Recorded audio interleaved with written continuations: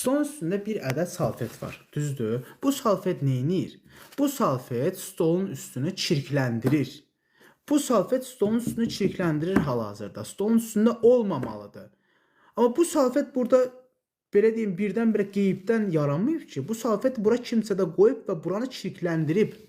Və eyni şey bizdə yaşayırıq. O salfeti ora mən atmışam, düzdür? Və bunun buranı çirkləndirməyi kimin məsuliyyəti altındadır? Əlbəttə mənim. Mən eləmişəm bunu. Və mən bunu eləmişəmsə də, bu deməkdir ki, mən eləmişəm.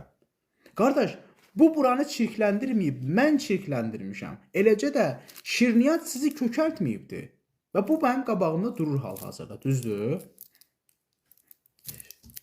Bu mənim qabağımda durur hal-hazırda. Mən bunu götürüb yesəm, qurban olum, onun mənim kökəltməyimini, orada dura-dura mənim kökəltməyim heç nə eləmir. Çox sağ olsun, durub da orada. Amma mən onu yeyəndən sonra o günah kimdə oldu? O mu elədi? Yox. Yeməyin də.